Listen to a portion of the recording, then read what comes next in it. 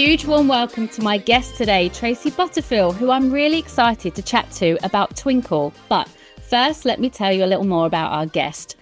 As Twinkl's national lead for private early years settings and parents, Tracie has over 30 years experience in early childhood education with a passion for the well-being and development of babies and young children, especially during their first 1,000 days. Her diverse career includes roles as a consultant, manager, university lecturer, school trustee, early years advisor, and roles in nurseries. As a mum of two, she also knows all about the trials and triumphs of parenthood, which is why she's passionate about supporting families and educators to give our children the best start in life. So it's my absolute pleasure to welcome Tracie today. How are you? I'm really good, thank you. I'm really looking forward to doing this and really excited that you invited me. So thank you, Lucy. Not at all. It's an absolute pleasure to have you on. And just listing all of the things that you've done in the past. I mean, you've done so many things within the sphere of early years education. What first drew you to working with babies and young children? Well, I can't pretend that I loved school because I didn't. But what I did love about school was child development. So GCSE child development. When I was doing the course, we had part of the coursework was to do a child case study. Right. And I did a child case study on a neighbour's child. They had to be under 4, I think. It was like a longitudinal study. So you did observations with them. You looked at what they like to eat. They took down their health things, but you also took down their development. But you also played a part in that learning. So I got to do activities with her and, play games with her and take her out and have conversations. And yeah, just absolutely loved it. I just loved the idea of the development that was happening at such a great pace, and it just completely blew my mind. And the more I read about it and the more I understood about it, I was hooked. From that moment I was hooked. So I left school and went to college to do my NNEB, which is a level 3, which again just blew my mind, and that's where it all started, really. It's crazy that you say that. I can completely relate to what you're saying. I did the same. I went in and did my undergraduate degree and was hooked, and I stayed and did my master's, and now I'm doing my PhD, and now I'm like, what else can I do within this space? Like, I think you do just get hooked because that understanding of development and how we grow as humans and all the different things that impact a child's development, it's fascinating, isn't it? And I think it must have been really interesting doing that sort of project on your neighbour's child. That you must have known them in a personal capacity. So having that edge, I guess, would have been really interesting too. Yeah, I think that was lovely because I was confident with them, which you can imagine when you're, 15, 16, you're not necessarily confident to do things with people you don't know. That was really, really good. But it also gave me an insight into, I knew her background. I knew the context of the family. And like you've just said, all those things that impact on child development and how they learn and how they socialise and their emotional well-being. Having that insight from the other side, it was really, really helpful, because I think a lot of the time we don't have that as educators. We just see one side of the child. We don't see that at home, that relax, that how they integrate with other people in the family. So yeah, that was a really good and really, again, that kind of light bulb moment for me, that all these people and all these things and all the whole setup of the family was impacting on that child's learning development and how it was impacting. Yeah, it was amazing. I loved it. And as I said, I didn't particularly like school, but I loved that. I loved my child development lessons. And I think that goes to say, doesn't it? You might not enjoy something like school, but once you find your interest, your passion, and it really kind of justifies that rationale of teaching our children through their passions and through their interests and that whole interest-based learning and things like that, because that's where you get the real gold, isn't it? Where you get that engagement, you get that love, that passion, and then learning doesn't feel like learning anymore, does it? No, it's fun. And that's what it should be, isn't it? We Absolutely. talk about play being child's work. Well, play should be all of our work. We should all love the work we do. We should all be really inspired by it. And exactly what you've just said in your kind of progression in terms of additional learning, wanting to know more. It's always wanting to know more, isn't it? What else can I find out? Oh my goodness, I've just opened up this whole new avenue of information I didn't know about. Where people drop, when you link, you watch, listen to people on LinkedIn or read their posts and things, and they give you a new word, a new terminology. And you're like, I love that. I haven't heard that, but I love that. It's about being inspired, isn't it? Yeah, and then you lose 3 weeks of your life going down a rabbit hole. Yes. I'm glad it's not just me. No. This happens to me all the time. I'm just like, oh, this, and this looks good. And this is really interesting. What was I doing a moment ago? Like, it just constantly spirals. But I think that's just passion, isn't it? That's passionate learning, and that's what we really want to try and instill in our children as well, which is great when I hear different ways that people are engaging in learning and getting their young people to engage in learning. So that's great. You've done so many things, as we've just said. Do you have kind of like a moment that stands out to you in terms of being really rewarding in your career? Wow. I mean, I've had lots of moments, Lucy, because I'm very old. But in terms of practice, there's been some real key moments. I mean, I haven't been in practice for a long time, let me say that. But, you remember those key children, don't you? I mean, they're now called key children. They weren't back then. But you remember those children. You remember the children who really struggled with things, maybe the children who were dysregulated, the children who didn't manage transitions, or they will stand out for you, I think, over the course of your career. And I think they also finely tune where you go in your career. So particularly for me, those children who were dysregulated, so presenting that behaviour. We know behaviour is, a form of communication. But way back when I was starting out, I had a child he would cry every time he come into my classroom. Every time mum dropped him off, even though his sister had been with us before, every time. And I got him to a place where he was fine to come in if he knew it was me. But if I was off, if I was on training, we'd spiral need to go right back to that starting point again. And I worked with mum again. These were in the days before you had those really good connections with school. On that transition to school, we were both really, really conscious that this might not go well for him. He was so reliant on me. And although my staff team were brilliant and they could kind of scoop him up and redirect him and all of that sort of stuff, distraction, getting that information across to the teacher was really, really challenging, because we didn't have those discussions, we didn't have those meetings. So a lot of that information was conveyed via the family into the school. However, good news story. On the first day of term, his mum came back to nursery after she dropped him off, and she went, no tears. And yes, that's so rewarding when you think, oh my goodness, I've built that up and I've laid all these foundations, and I've worked with the family, and they were a forces family, so you can see the whole attachment issue happening with parents away for long periods of time. But that was a really, really important moment for me. And again, my passion around dysregulated behaviour, but also transitions, I think has stemmed from that.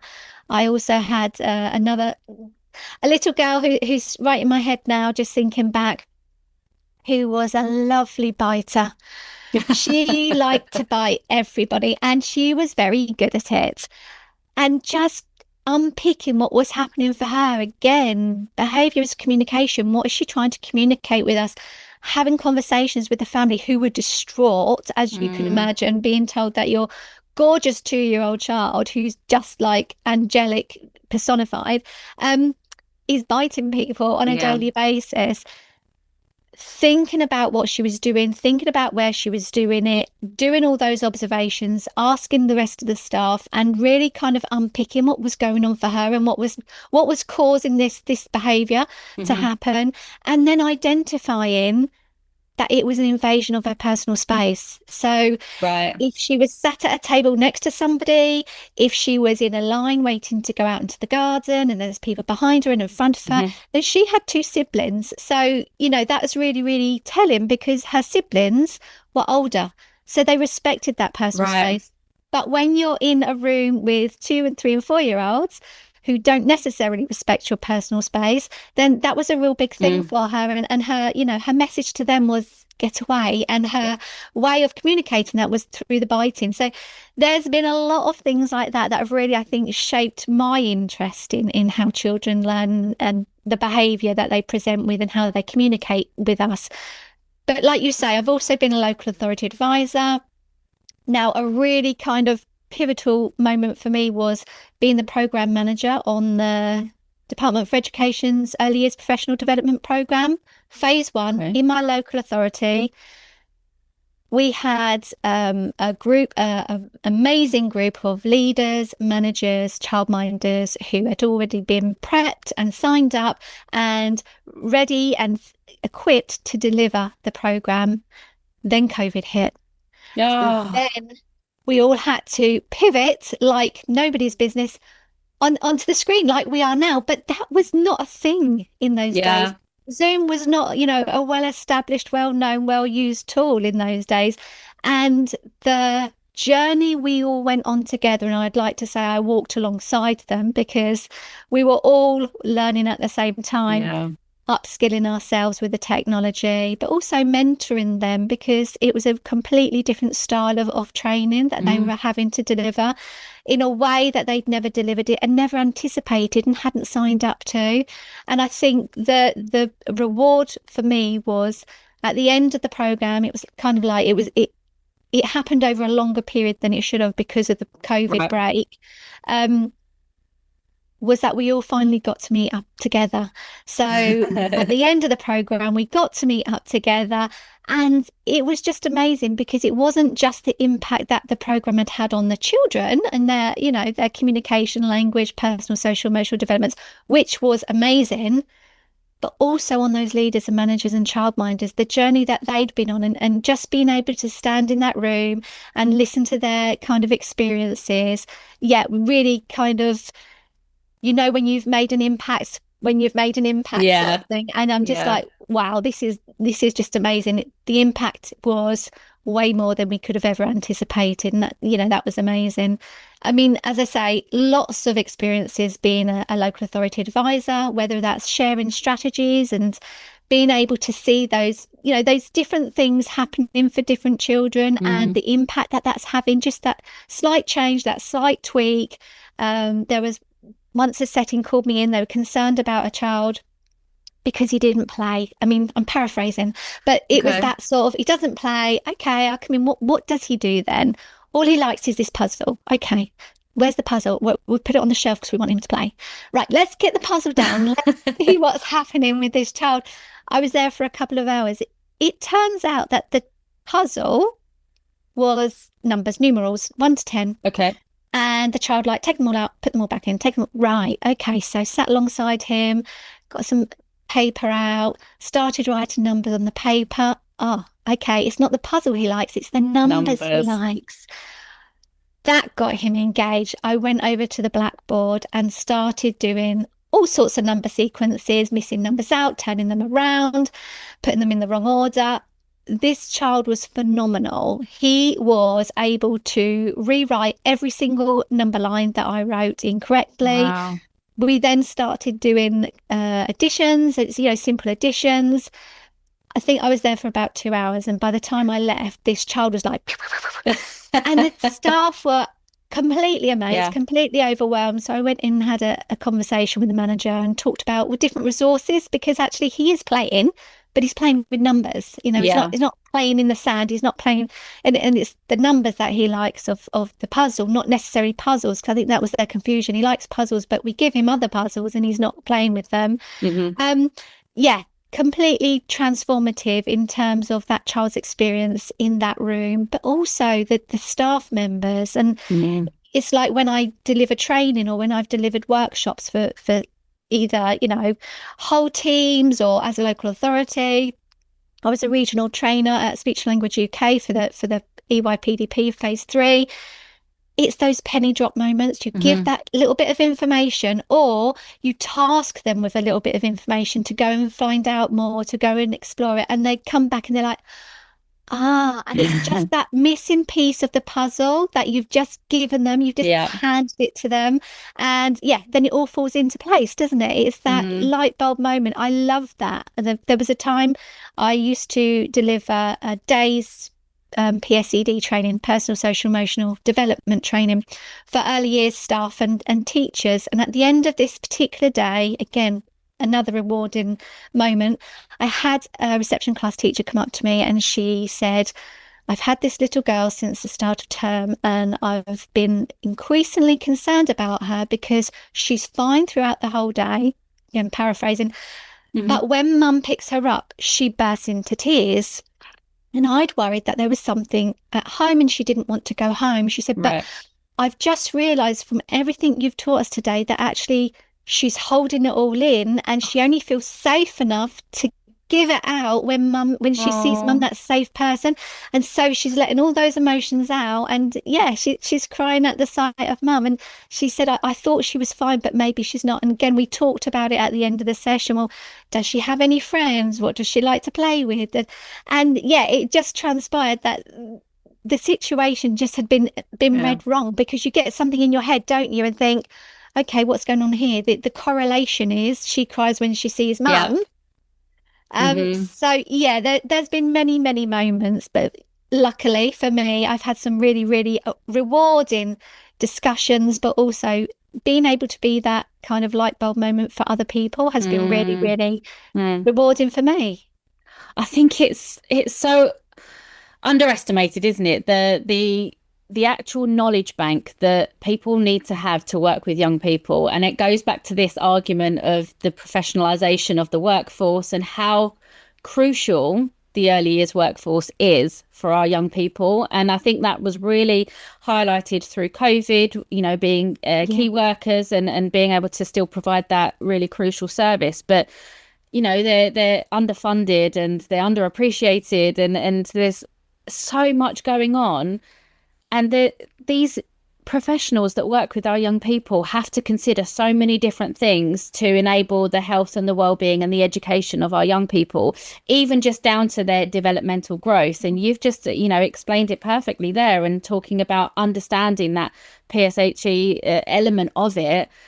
You know, there's so much that comes into it. And that's why it really frustrates me when you hear all of the negative kind of discourse around our early years workforce, because actually, you know, they are incredible and so valuable. And hearing you talk about the support to the workforce as well as the support to the families and the children, I think it's so incredibly important, isn't it? Yeah, it really is. When we think about early years, it's the biggest key stage. Yeah. Those early years educators, whether they're in the baby room or whether they're in reception classes, whether they're childminders in their own homes, they have got to have such a breadth of knowledge, which English teachers don't need to have. Do you see what I mean? It's so vast. And like you say, that they're not given the credit for all of that information that they need to not only take in and absorb and understand, but also they need to be using in their practice. And I just think, you know, they're just these little gold mines of knowledge, aren't they, the early years workforce, because they have got a handle on everything. They've got a little bit of knowledge about every single thing that they need to have. And yes, there's always more to know. Absolutely. I don't know everything, but from anywhere, but they've got it. They really need to be valued for the knowledge they have and the part that they're playing in these early lives, because they are the foundation of everything. It's called the foundation stage for a reason. It's because it all starts here. It all starts with us. It all starts with where we are. It all starts with the now. So yeah, really important that we do value our workforce, because they are amazing. Yeah, absolutely. And it makes me smile, because when you ask a question like, what stands out as being the most rewarding? And if you ask that question to somebody working in early years, it will always be the impact on the children, the families, the parents, the colleagues, that kind of real nurturing, supportive element of what's important to that educator. Well, it's the impact they've had on someone else's lives. And I just love that, because, you know, you could ask somebody else in a different line of work and they may turn around and say particular qualification or an award that they've won or something like that. But you ask any kind of early years professional educator, 9 times out of 10, that rewarding moment will be because they've helped someone else. And I just love that element of it. It really made me smile listening to you talk about all those wonderful, impactful things that you've been part of, which is amazing. And so you're a mum as well. So I wonder how being a mum shapes how you go on to support others and kind of how you choose to grow and develop as a professional as well. I imagine it has a big impact. Absolutely. Well, I think I was fortunate in that I'd done my NNEB. I'd also done my higher diploma and my degree before I'd started my family. So I had a wealth of knowledge. I'd been a nanny for a few years as well in my kind of early days, straight out of college. However, nothing prepares you for parenthood. I don't care who you are or what qualifications you've got. Parenthood is hard, and nothing prepares you emotionally or physically. Bringing that new baby home in that car seat on that first journey, it just, it levels everything, because you actually know nothing. It doesn't matter who you are. True. This baby is unique. This experience is unique, and you've never had it before. So although I've had that kind of lived experience alongside my career, I was an early years educator at the same time as I was an early years parent. So I've benefited from that kind of theory and also knowledge to be able to give me an informed perspective. I think as a parent, you also get another dimension of that. So you get the emotion of it all. And that's really, really difficult. Parenting is a difficult job. It's, we are educators as parents. As the saying says, parents are the first and most enduring educators, and we are. And it's really important for us in terms of our education and our experiences as educators that we support parents with that knowledge and that understanding. Parents don't know what they don't know. And I think that's the key thing, isn't it? If we're not giving them that information, if we're not supporting them through that particular challenge, then how could they know? An example of that is my younger sister came in to my house one time with my niece, who was 2, and she had a dummy in her hand and a dummy on this little tag thing and a dummy in her mouth. And I said to my sister, why has she got so many dummies? She doesn't need them. And my sister went, because she likes them. Right? And I went, oh, well, and I told her, dummies aren't good. If the past 12 months, there's a reason why we don't give them dummies in the day. And that's because it, inhibits their ability to hear sound, but also produce sound and that muscle development in the mouth. And my sister just went, why has nobody told me that? Oh. And it's that parents don't know what they don't know. And we can't judge because no one's given them that information. So I think it's really important in terms of how I approach conversations with parents is that I come from a knowledgeable parent perspective. I am knowledgeable, but I'm also a parent. I get it. It's hard. I've had lots of different experiences in my life. I've got a child with autism, for example. That's been a very unique journey. And so I think it's really important that when I'm advising educators to have those conversations with parents, that I kind of shine that light on that parent perspective.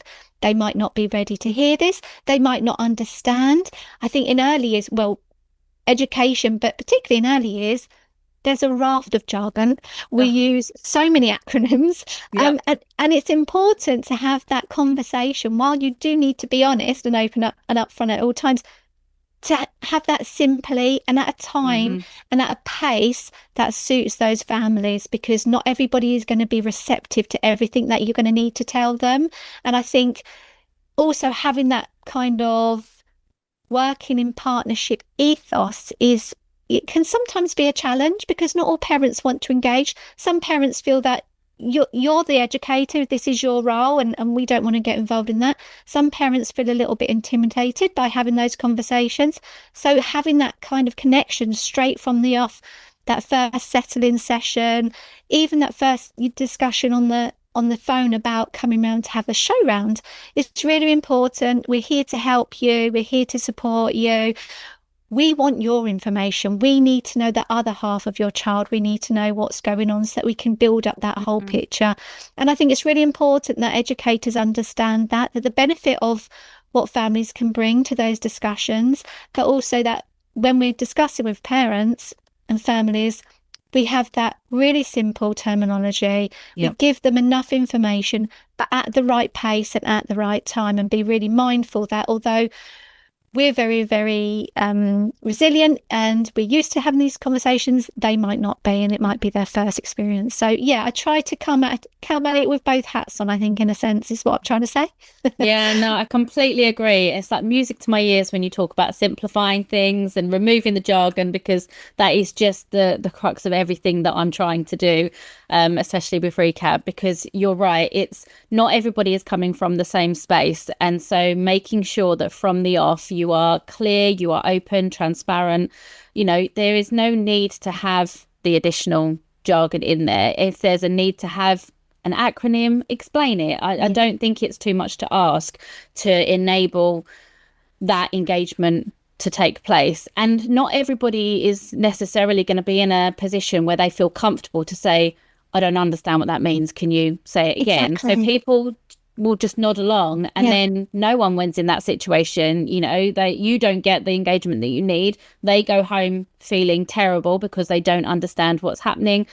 It's definitely really needed for everybody to come from that position and that stance of let's just lay everything clearly out on the table. And I love coming from that personal perspective as well, that, you know, I'm a parent as well. And this was something actually, I did some parent focus groups recently to help with the development of a platform that I'm building for parents.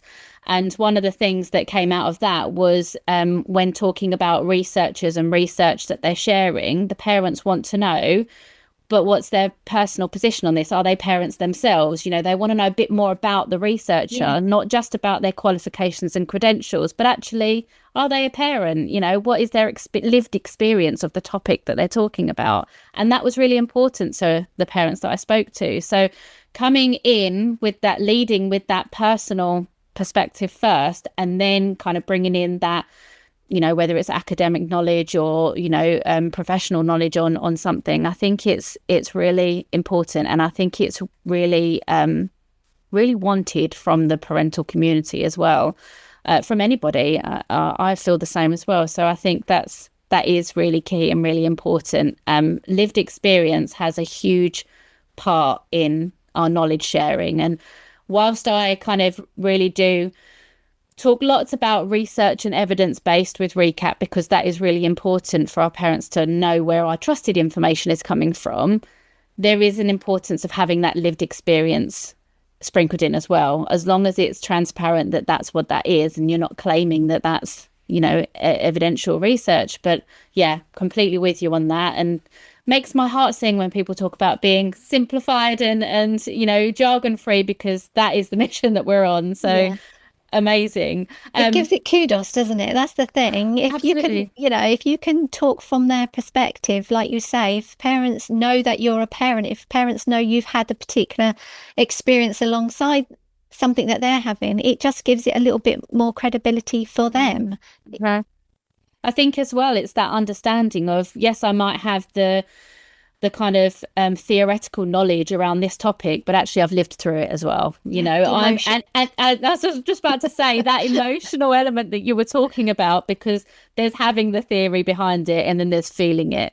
And that's a completely different thing. So being able to bring the two into context, I think that's a really powerful thing. That's not to say that if you're not a parent and you're, you know, working or researching in that field, that's not to say that there isn't the beneficial contribution in that front. But I think if you do have that lived experience, that's really powerful to kind of lead with on that front.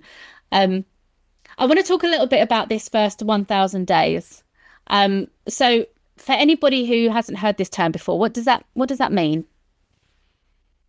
The first 1,000 days, or the first 1,001 days of a child's life, is the critical period, really, of all of that learning and development. And I think in terms of early years, but also society and education particularly, I don't think we really appreciate how incredible those babies are. So up until you're kind of like the 2.5 year point, they are laying the foundations for their whole future. Their health, their learning development, their well-being, their resilience, everything is being sown at that level. And those first 1,001 days, it's so, so important. I don't think it's appreciated. And I think the fact that there's so many milestones happening in those earliest years, from conception, it's not even from birth. We've got from conception, so much is happening. But when we think about the first year of life, so that first chunk of those 1,000 days, the brain development is so rapid. We have over 1 million neuro connections happening every second. It's just, it just blows your mind, doesn't it? When you think, how many connections have they made since we've been talking, for example? It blows your mind. And I think not just the brain development, but also the physical development. Yeah. A baby comes out completely helpless, completely dependent. When you think of a baby and a 12-month-old, that typical development, they go from not being able to control any part of their bodies to being conscious and critical thinkers, where they can control their head and their arms and their legs and their hands and their feet, and they can sit up and they can crawl, and then they can walk and they can listen and they can babble.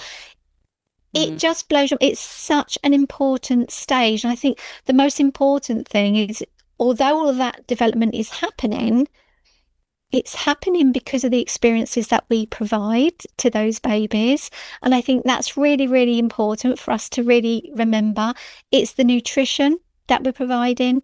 It's that nurturing care and that relationship, those really strong foundations of that bonded relationship, but also the protection that we're able to give them in terms of stress and, adversity. Yeah. It's all going to impact on their future life, on their future physical development, on their future health, but also the future ability to cope with challenges, building that resilience and things. It all starts here. I can't, it's just, and I think that's why for me it's so important. That's where the best start in life starts. It starts pre-birth. It starts, from conception. It starts in pregnancy. But for us, in terms of parents and educators, this is the most important time. This is the most important time for us to get it right. It's the most important time for government and policy to be implemented, for parenting strategies, but also for educators and early years settings, in terms of us sowing those foundational seeds for the rest of that child's life. And I just think we can't underestimate the importance of that. It sounds, when you lay it out like that, it sounds really quite overwhelming. Like thinking of like a parent, especially a first-time parent coming into that. So imagine, a first-time parent listening to this today, hearing all of that, the overwhelm that a person could feel, think, oh my goodness, like this is really important. I need to make sure I get this right because there are so many things at stake here. I imagine that could be really overwhelming for someone to listen to. What are some of the kind of practical things that parents and caregivers can do in those first kind of 1,001 days that can really help kickstart a good start to life, I guess? Yeah, I think there's a few key things. One of them is obviously nutrition, making sure that your baby has the right nutritional contents in their diet, even, from the milk onto the solids. And going forward for that's really, really key, because that supports brain development in itself, just the nutrients that you provide in that baby. But I think, again, the most important thing when we think of those foundations, supporting a child's well-being, supporting a baby's well-being right from the start. So providing those secure attachments for the baby. We talk in early years about the key person approach. So having that attachment and that attunement. And what that really means is being that trusted person the baby feels secure around. They can trust that you're going to respond to their needs consistently. And as I've said several times already, behavior is a communication, and so is crying. Crying is a I've had a need that's not been met, or I've got a new need. Please, can you help me? So tuning into that and being consistent with that is really, really important for building that strong attachment, that strong relationship with your baby. Being in tune with what your baby's saying so that you can meet their needs before it escalates is beyond as much as you can do. It's really, really valuable. And I think once you've got that covered, because luckily most parents do that naturally, play is children's work.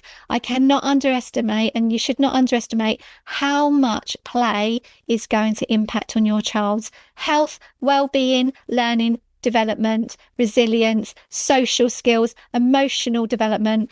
This is all encapsulating. Play is everything a child needs. Once you've got that firm foundation and you've got the nutrition in place, whether that's singing to the baby, whether that's a game of peekaboo, talk to your baby. And even if you're not great at reading books, talk about the pictures. It doesn't matter what you're saying. They will tune into what you're saying. And even I've heard this before, Lucy, I don't know if you have.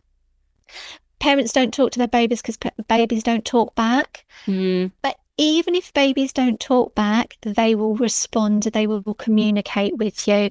A baby from about 15 minutes old can respond to you. If you blink your eyes, they can blink back to you. So they're picking up on your verbal, but also your body language, that the whole communicative system that you're using with that baby is going to be picked up on by that baby. So whether you're singing, whether you're talking to them about your shopping list, it doesn't matter. Just talk to them, and then just have those pregnant pauses so that they can respond in a timely way that they feel is appropriate. They might smile at you, they might gurgle at you, they might try to recreate some of those key words. If you're talking about daddy coming home or the dog's barking or whatever it is, it doesn't matter what you're saying. It just matters that you're present and you are giving them that content to make those brain connections. Remember, they're making over 1 million every second. So everything you're doing with them is going to help to consolidate those connections and support their learning. Playing is anything. It could be laying on a blanket under a tree in the summer, in the shade, listening to the leaves rustle, listening to the birds. It could be peekaboo. It could be playing in the bath. And that might just be splashing in the water. It doesn't matter. It doesn't take a lot of resources. It doesn't take certain toys. It doesn't take any skills from you. It just takes your time and for you to be present with them. Yeah, I agree. And I think as well, it's hard though, because not everybody knows how to play. And we talk about play being really simple, but actually there are people out there that don't know, that feel like they don't know how to play, and it doesn't come as a natural thing for them. And I've witnessed this within some research that I've done recently with families with autistic children, and actually talking about their response to the occupational therapist when they said, you know, can you just play, I'll observe. But how do I do that? I don't know how to do that. So there is that element of supporting people as well when they're not confident with play. And I mean, I think there are lots of things online that you can go to. I mean, I imagine we'll come on to talk about Twinkl in a bit as well, but I imagine that there's support and information on there as well. But it's that support around the parent for any areas that they feel like they may not necessarily feel confident in as well. And I think play could be one of those. And one of the other things that came to me as you were speaking as well is sometimes there needs to be a processing time for our young people, especially if they're neurodivergent. So this was, again, something that came out of research that I've done recently, and it's allowing that reciprocation time to happen. And if it's not happening super quick, it doesn't mean that your child isn't capable of responding to you or hasn't heard your communication or realized that the communication is there. But sometimes there needs to be a slightly longer processing time for that communication to then be reciprocated back to you. So there's a lot to be said for just sitting still in the moment as well in that communication. I mean, is that something that you've come across? Yeah, absolutely. And while you're talking, I'm just thinking about an experience I had as an advisor with a child who, again, like you say, the setting were telling me that he didn't listen, he couldn't hear. So I went in, watched, observed, and I said, try turning the lights off. And they switched the lights off, and this child went, and I said, that's a response. That's him responding. I see. They were saying he doesn't give us anything back, he won't communicate, but that is a communication that he's responded. So it's different ways, isn't it? And I was very conscious not to say your child will give you eye contact, because not all children do, and that's okay. So yeah, when you are having those times with your baby, whether you're playing peekaboo or you're bouncing them on your knees, it's fine if not all children want to give eye contact. Not all adults are comfortable giving eye contact. So, we're all sometimes thinking about different things in our head while we're present with somebody else, and that's absolutely okay. But yeah, it's interesting, isn't it? It's about knowing your child, and like you say, I think the same things, it's the same with the baby. We don't talk to him because he doesn't talk back. Just because you think your child isn't responding, can't respond, or isn't showing any sort of communication, it doesn't mean that you don't need to do that. Just like you say, learn to take those breaths, learn to give them some time to process, and you'll read your child. You'll be able to read if it's getting too much for them, if they will switch off. Again, another thing is when people have carpet time or circle time, they like to have all the children sat down, but not all the children like to sit down. And that's absolutely fine, because children will still listen. If they're not sitting down, they could still be walking around and still listening to every single song you're singing, or you talk about that book after that circle time, and that child can tell you what happened to the pig or the cow.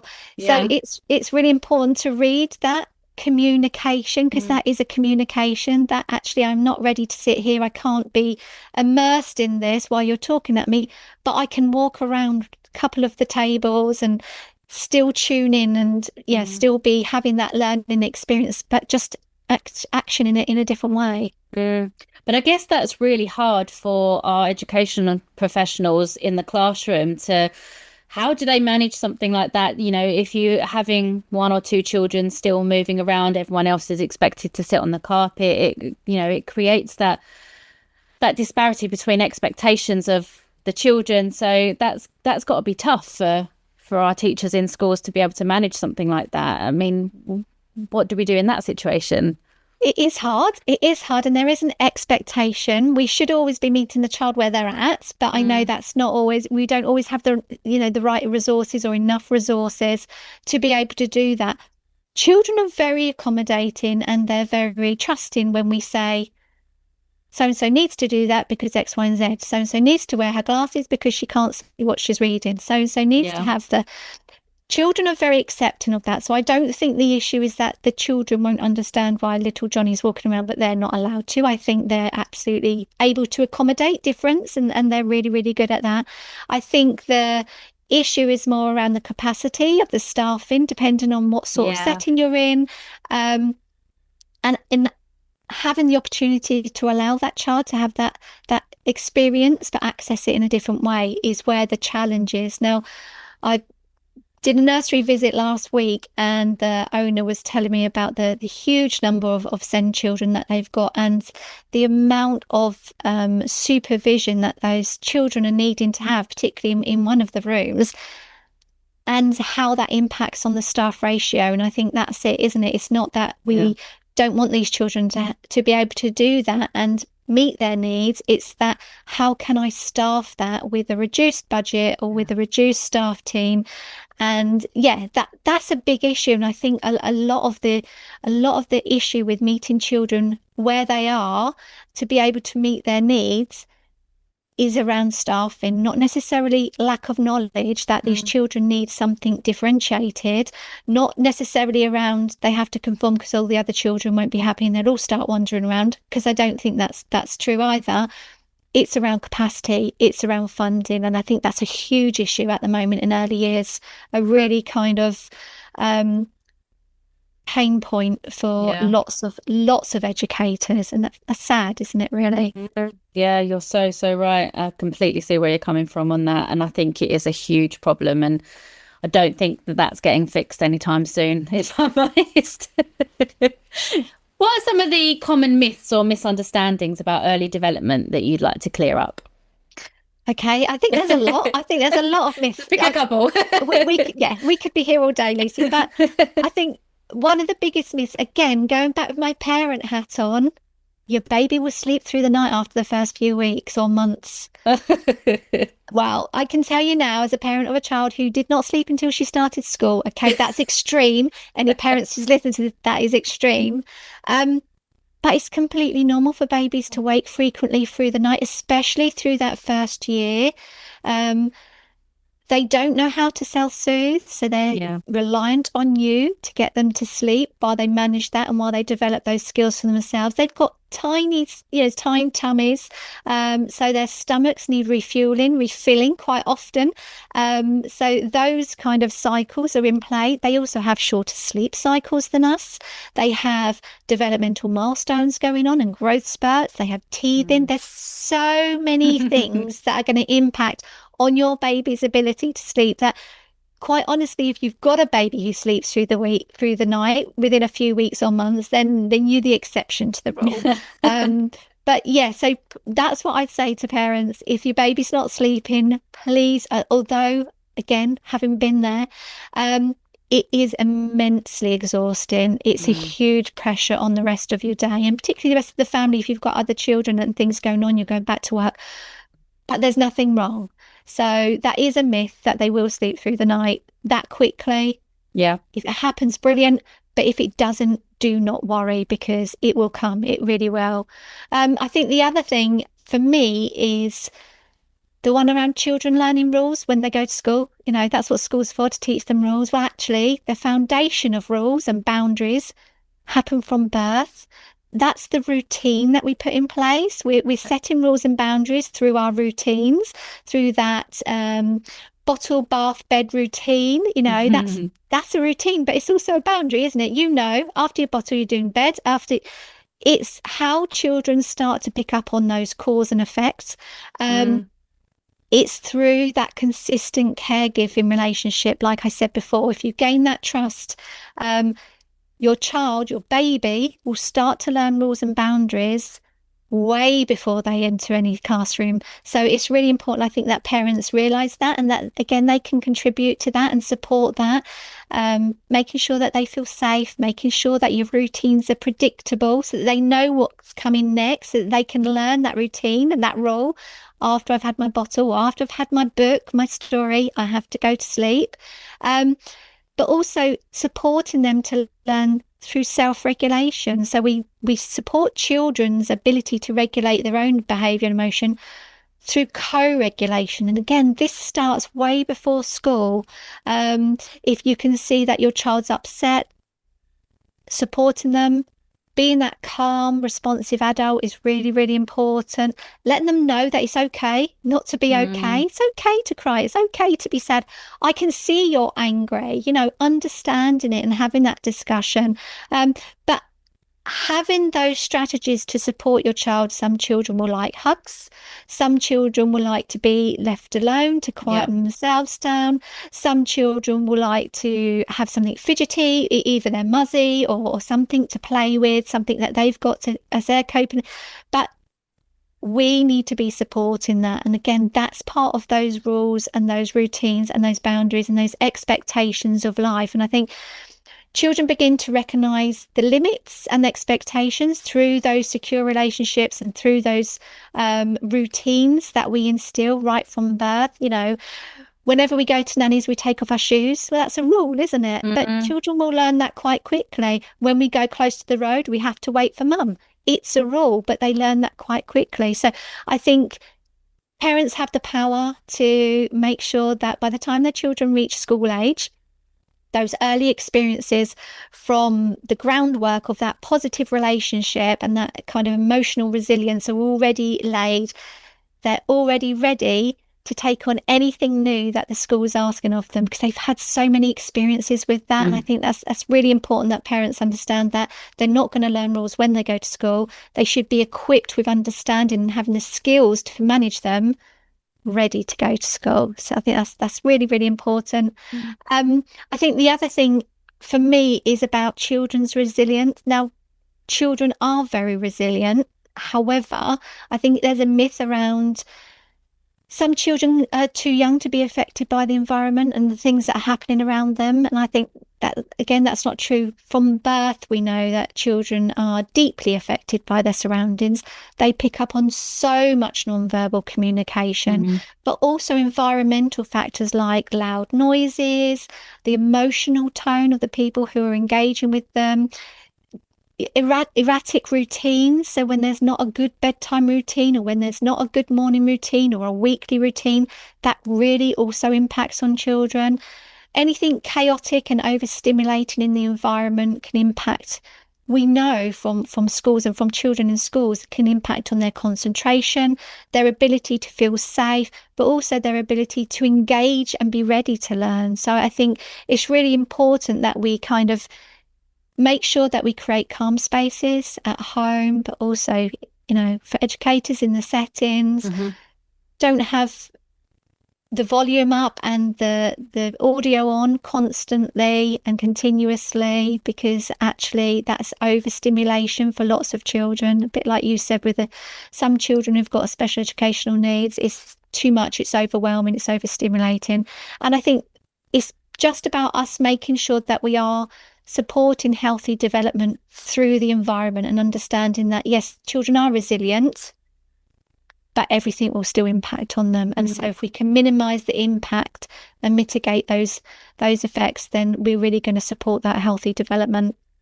Yeah, absolutely. And I think it's important to acknowledge that we won't get all these things right first time as parents. And as you said earlier on, we have to get to know our children. We have to get to know what they need in that moment, what they don't need in that moment, any sort of triggers and things like that. And you're not going to get everything right straight off. So you are going to have those times where something doesn't work or something doesn't soothe your child. And that's just a learning opportunity, and everyone gets it wrong, inverted Absolutely. commas wrong. It is that learning process. And I love what you were saying about rules. I didn't think of it like this, that kind of foundation learning of rules and routines and boundaries prior to going to school. And you're absolutely right, like this is enshrined in every day of parenting, this creation of boundaries and rules. And I think it's because we don't frame it as these are our rules at home.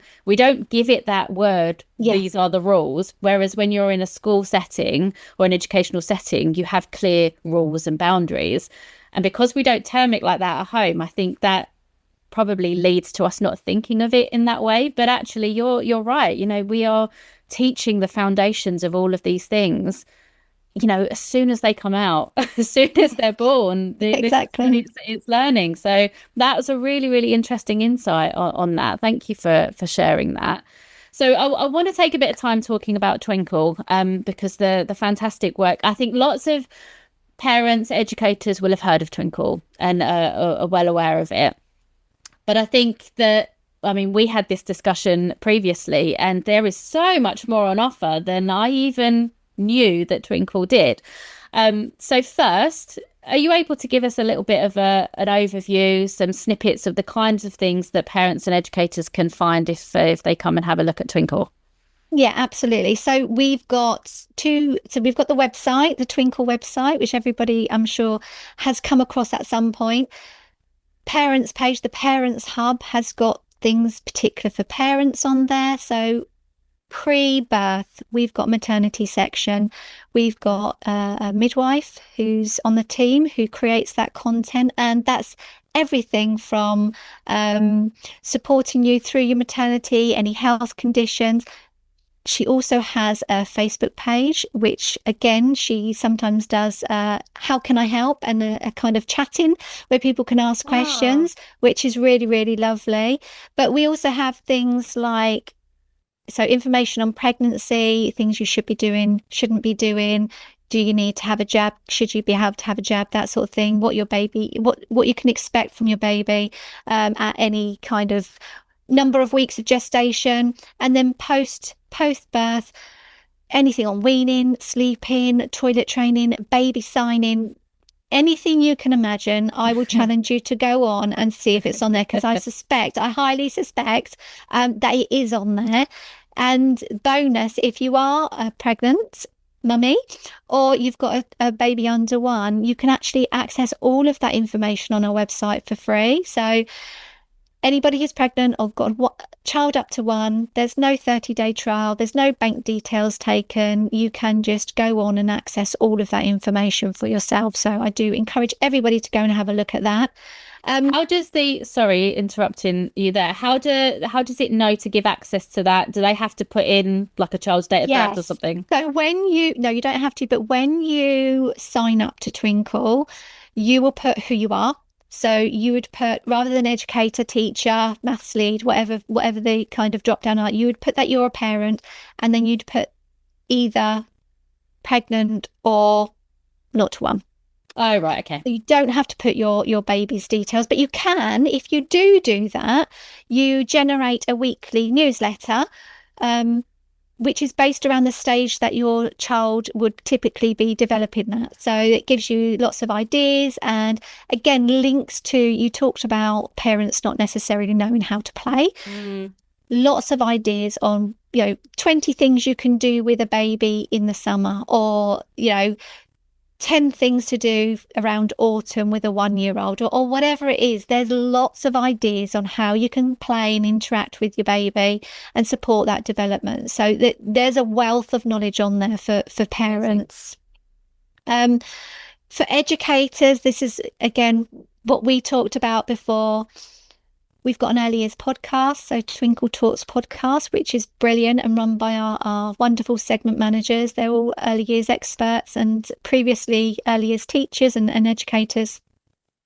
We have blogs on the site, so a number of which I've written myself, things like staff wellbeing, transitioning to school, and recently written one around the Ofsted inspection framework, so the new inspection framework. So all sorts of stuff like that. We've got a wealth of different types of content online, so everything is covered within the EYFS learning and development areas. But we've also got a CPD content line, which is fantastic for leaders, managers, but also educators, just for themselves. We've got things on there like downloadable PowerPoints that people can just download and run during a staff meeting.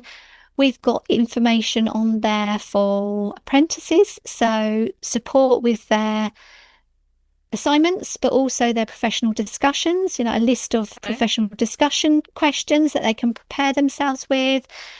Information on theories of development and different approaches, the key person approach, baby-led weaning, all of that sort of stuff. Wow. There's a lot on there. But in addition to all of that, we've got a Twinkl PD website, which is a separate website, fairly new, where we are creating online training content. So for early years, currently we've got the Thriving at 2.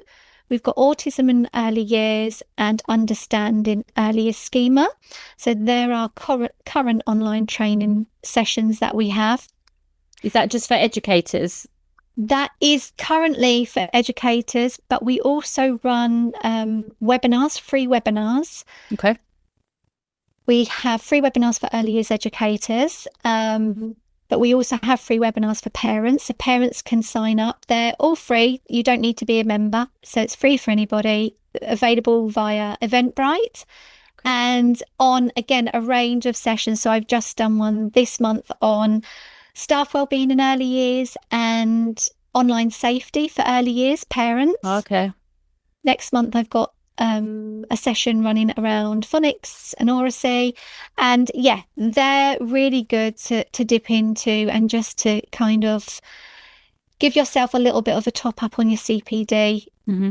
It's just it's a nice place to be. But we also have things like newsletters. So again, going back to the membership, when you join up, even if you don't want to join, you can sign up to our weekly newsletters, and you can log who you are. So if you're an early years schools teacher, you can have an email sent just for schools early years content for their newsletter.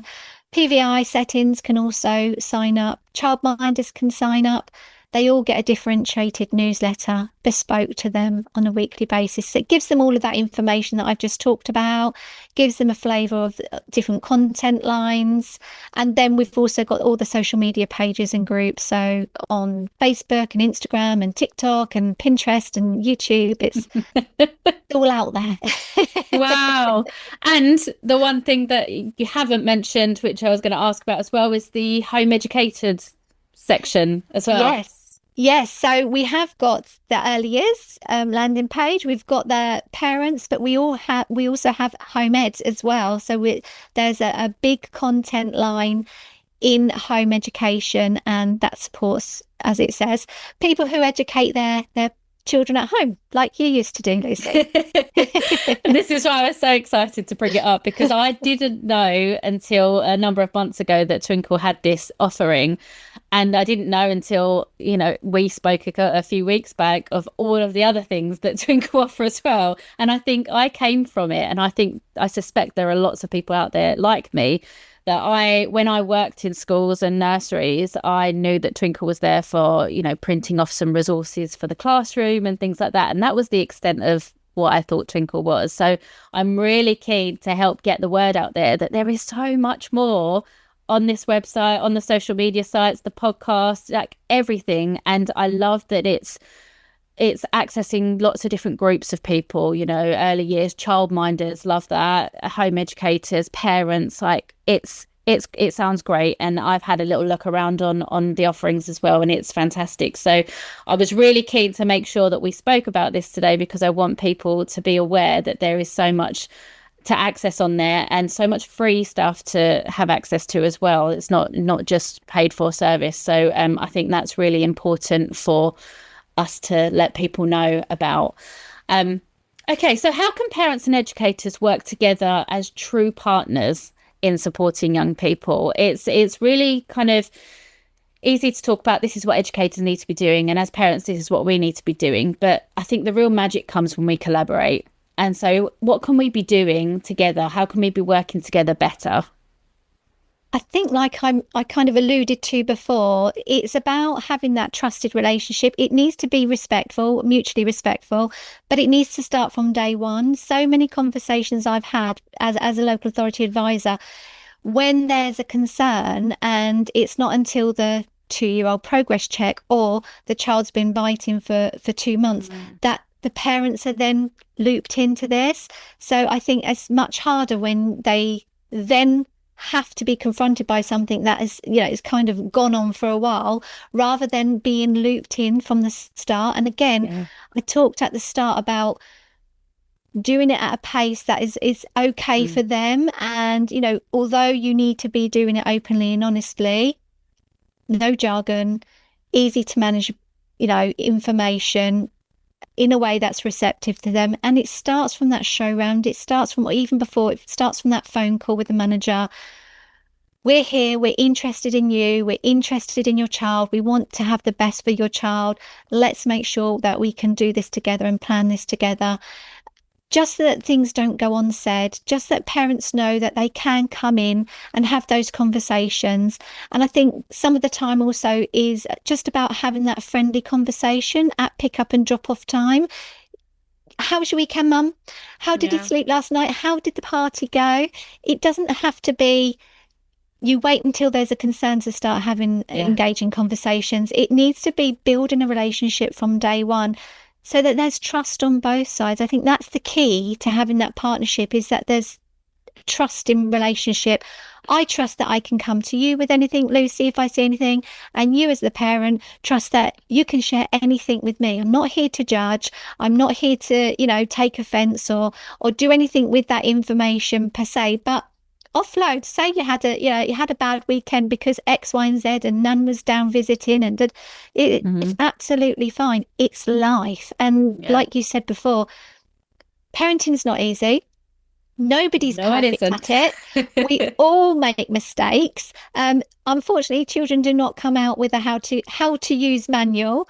We're all learning. Every child is unique, and I think that's the really important thing. Educators can be learning from families about that child, and families can be learning and inputting into that conversation with their knowledge of that child. And it's just about having that mutually respectful relationship so that if anything happens on either side, you're both looped in immediately. Yeah, I couldn't agree more. And I think that relationship element is so important. And actually, so thinking back to when I was looking around schools for my daughter, she's 18 now. So this was many years ago when I was looking around for her first school when she was 4 years old. And we went and looked around 3 different schools in our area, primary schools. And 2 of them were Ofsted Outstanding and one was in Requires Improvement, Special Measures, it was called at the time. I already know what you're going to say, but go on. We went with the Requires Improvement school because when we looked around, the way that the head teacher spoke to us, the parents, the way the head teacher spoke to the staff as they went around, that mutual respect with the staff, and just the vibe is the only way I can describe it. The vibe from the school, the feeling, the conversations, the care, it was a no-brainer. I was like, this is the school I want my child in, because all the other things, like, they could be fixed, and they were fixed, Yes. They had lots of support come in after that Ofsted and everything, and it was just, and hands down. So my daughter's had been to a few different schools before we moved area a couple of times, and then obviously she left and was home educated the remainder of her schooling. But she always says her favourite school was that primary school that she went to. She was in there until year 4, and she, even now as an 18-year-old, you ask her and that'll be her favourite school. And I think a lot of that is down to the relationship and the ethos around supporting one another and the colleagues and the parent, the homeschool relationship. They just had it down. It was just fantastic. So I agree. I really echo what you're saying there. That kind of partnership and that transparency, the open dialogue and the trust between educator and parent and family, I agree, is really, really important. And everything else can be fixed and worked out in whatever way, but I don't think that you can, once that relationship is broken, I don't think you can come back from that. So I think that has to be paramount. And it's the same with anything as a parent, whether it's going into an educational setting, whether it's going, I don't know, into a health setting, a doctor, nurse, whatever. It's always relationship led, isn't it? That's kind of really important to that. So I think, but hearing you talk about all of these things and hearing you say, the things that we need to consider in those early years and all of the development that's happening and the importance of that teacher relationship and all of the things that they need to remember in terms of the child development and then building the relationship with the families. And we've spoken about how important that role is. How can they do all of this and still look after their own well-being? Do you have any kind of tips to kind of make sure that we're looking after ourselves as well as looking after everyone else, which normally comes first? It's very hard for parents, I would say. It's very hard for educators as well, I would say. But you can't pour from an empty cup, as the saying goes. And I think it's really important. You talked about what we'd say were our rewarding moments, and it's always around care for other people. It's not about us. It's always around the stuff we've given out and the impact that's had. And I think as a sector, we are brilliant at caring, but for others, not ourselves. So when we get on the plane and the air hostess says you must put your mask on first before you help anybody else, I think that's the thing we don't do well in early years. I think we think about everybody else. We take everybody else's emotions on board. We plan for every need within an inch, and we do that really, really well. But what we don't do is self-care and supporting our own well-being and managing our workload and the emotional impact of things. I'm really passionate about staff well-being because if you haven't got that, you haven't really got anything. That's the foundation of the whole of the setting, whether you're an individual childminder or in a team of 20 in a day nursery. You need to be emotionally ready and full and able to be receptive to every child and every family that's coming in, because you don't know what you're getting. No 2 days are the same in early years. And there's some key things, isn't there, that we need to think about. Firstly, our physical health is really, really important. Now, again, thinking about the different age ranges in early years, we might be in that baby room for 10, 12 hours a day, maybe get an hour off for lunch. We might have 2, 3 babies, as the ratio is, who might be upset, who might be new, who might be poorly, who might just need a cuddle. And just thinking about the physical impact of you having to carry those babies around, having to, sit with them while they sleep, having to sit down and read stories and they don't want to get off your lap, which is absolutely fine because that's the role and babies need that. But you do need to think about your physical care and your physical well-being. So making sure that you sit with your back up against the wall, for example, rather than sitting on a nice comfy cushion where you're a little bit wobbly and your core stability is going because the baby's on your lap. Sitting on those little chairs all the time, again, not great. As we get older, it's not great. So it's really important to think about your physical development, your own physical well-being. If you're leaning over, don't lean over, bend down with your knees, all that sort of stuff. Really, really key. So many early years people have back problems later on. I can't tell you how many times I've heard they've got a bad back. So that's really important. Hydration. Yeah. Don't underestimate the ability of keeping yourself topped up and the challenge of that, because if you're not by the kitchen and you can't have your water bottles in the room, or you're a childminder who works from home, or your reception class teacher is in the classroom by themselves, that's a challenge. Not only that, but also that then I need to go for a toilet break, so who's going to cover me? But it's important, isn't it, that managing those really basic needs for yourself is important. Having those personal boundaries and strategies for yourself is really, really key to being the best you can be for that child and that family. So although you want to support everybody, you're going to support everybody better if you support yourself first. So I think it's really, really important that we think about that. Our capacity, if we've got concern, is there someone we can talk to? Again, if you're a childminder who works alone, in a village community, for example, you might not have other childminders who you can connect with and go, oh, I had this really challenging parents' day. Oh my goodness, our day was so impacted because X, Y, and Z. Yeah. You need to find those connections. You need to make sure that actually you're not keeping it all in, logging off, and then going to bed with all of this information in your head, and sharing it really helps you to kind of digest it and just process it a little bit more. So again, Facebook groups, things like that are really, really good if you don't have connections as a team, for example. There's so many ways you can support your well-being, but the most important thing is to support your well-being. And I think to do it. To do something.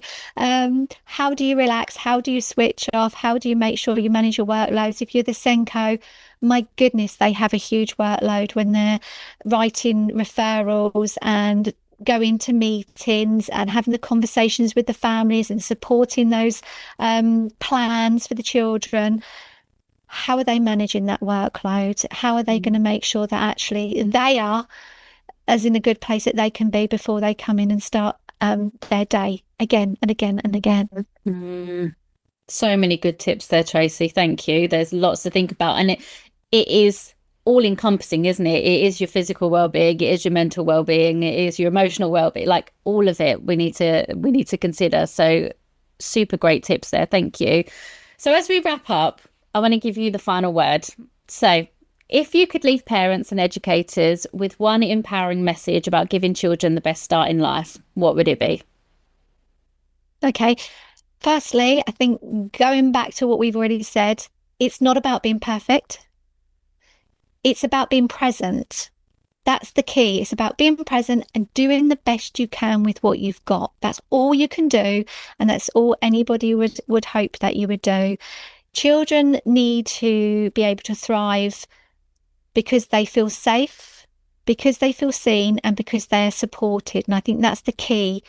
If you can make sure your child's safe through that relationship, if you can make sure that they're seen, so through that communication, through that play, following their interests and reading what it is that they're needing and they're telling you they need, and supporting all of that, that is the best that you can do. I think giving children a safe place from where they can explore, particularly babies,